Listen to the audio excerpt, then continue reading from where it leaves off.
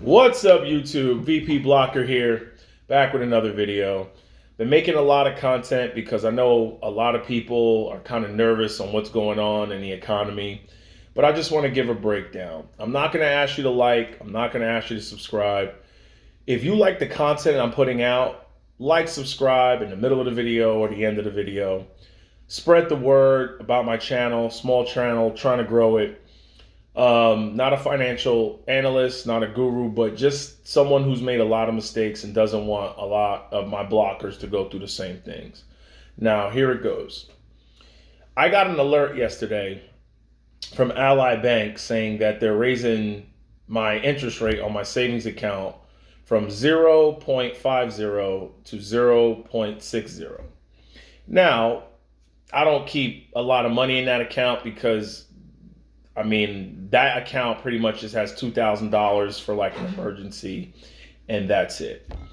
Now, what's starting to happen is I'm going to try to make this short and sweet, and I'm going to try to like sum it up real quick.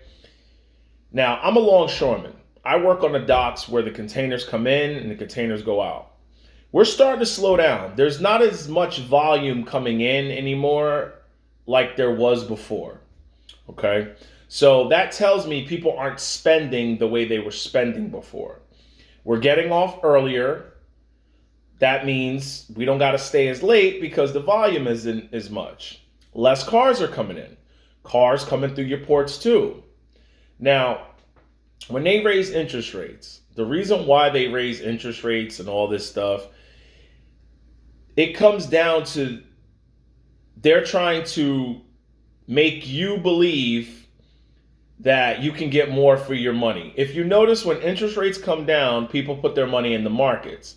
When interest rates go up, people pull money out of the markets, okay? It's all one big ploy to keep your money. They got to keep this hamster running in this wheel. To all the younger investors over the past 2 to 3, 4 years, a lot of us older people have been trying to explain to you, it happens in economic cycles. Now, what happened in 2020, that was a curveball. No one saw that coming, or maybe some people did know it was going to happen. Who knows? But when it comes down to these certain things, it happens in cycles. Just like when interest rates are down, people go from speculative stocks and speculative things like Bitcoin and cryptocurrencies. When there's a lot of cheap debt out there, people invest in speculative things, and then when you rein in interest rates, people flip-flop and they go back to value stocks. Your Coca-Colas, your Kellogg, General Mills cereal, your energy, your utilities. Now, when that happens, the reason why I always say S&P 500 or a total stock market index fund when it comes to investing, you don't got to do none of that. When tech stocks are going up, you're in it. When value stocks are going up, you're in it. Now, a complete portfolio would be your total stock market index fund, a total international fund, and a Vanguard total bond fund. You own everything. You could set everything to autopilot and you never got to worry about interest rates. You don't got to worry about nothing. And that's what 90 to 95% of my money's in. And the rest of my money, I play around in dividend stocks. But I don't invest in speculative stuff. Now, I've been throwing dirt on Bitcoin for the longest. Take a look at where Bitcoin is. Now, you got to be aware of a lot of your YouTube influencers out there that got big followings, because they're going to start making videos on Bitcoin goes to 100,000 and it'll go to 150,000. Where's the money going to come from? Where's the market cap going to come from for that? The growth you've seen in Bitcoin will not happen again until they pump money into the economy again the way they did. Now, what that said is like this.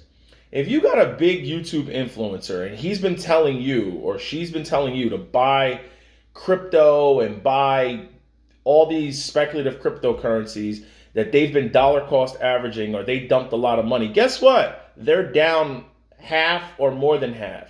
They're going to try to use their influencer fan base on TikTok, Instagram, Facebook, YouTube, they need you guys to buy to bring up their portfolios. That's why you gotta be aware of who you're following and who you're listening to. They have interests in Bitcoin going up because they're heavily invested into Bitcoin and Ethereum and Shiba Inu and all this crap they bought. Now, you remember Pro the Doge? You don't hear nothing about him. He made money on Dogecoin, didn't take a lot of the profits, but he spun it into like a business and all type of other stuff. But look at the people who followed him.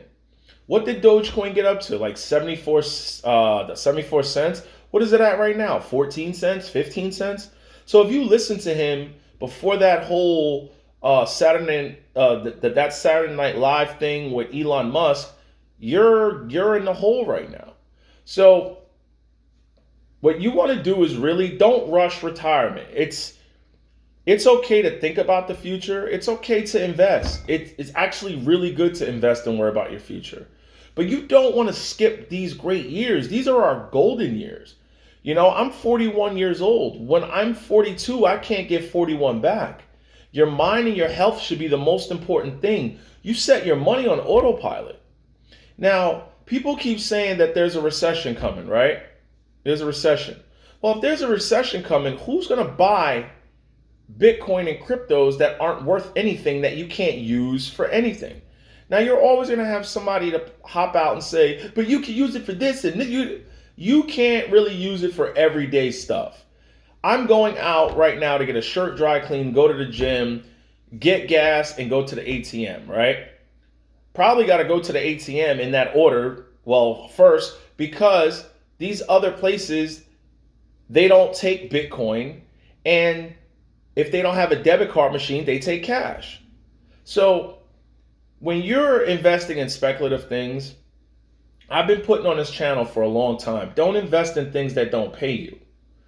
Now, when it comes to Elon Musk and Tesla, I've had my opinions about him. Where is revenue supposed to come from Tesla if there's a recession? You got to ask yourself these simple things. If there's a recession, who the hell is buying $40,000, $50,000, $60,000 Teslas? Who the hell is buying them? You need people to have money to buy to build the economy. You can't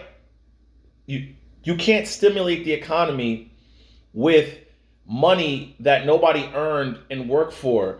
What happens is you have inflation. That happens all the time. We've been through this before in the 70s. We had bad inflation, huge inflation in the 70s. Now, I wasn't around in the 70s, but my parents told me that CD interest rates were 13%, right? Seemed like a lot, but inflation was 20%. So you were still losing 7% on your money. Now, be aware of where you're putting your money. You want to keep it safe. This is like years of your life. Your money it's years. You can't get them back. When you blow money and you sell out of, like, say you buy a stock and you sell out of that stock within a year or two, you shouldn't have bought that stock in the first place. What's the incentive of owning that stock? Because a CEO or they're on TV telling you it's going to go up? You can't listen to the news. Nobody's seen The Wolf of Wall Street where he called Bud and he said, call the news reporter and say Anacott Steel. The news reporter called some things Anacott Steel, and then all of a sudden it started making a play. That's real life stuff.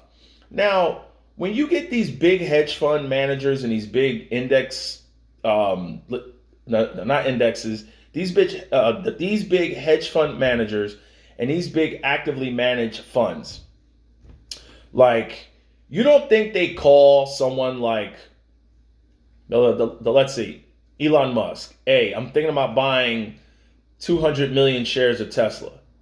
What can you do for me? All right, well, I'll sell it to you cheaper. I'll give it to you at this price, right? They hop on the news.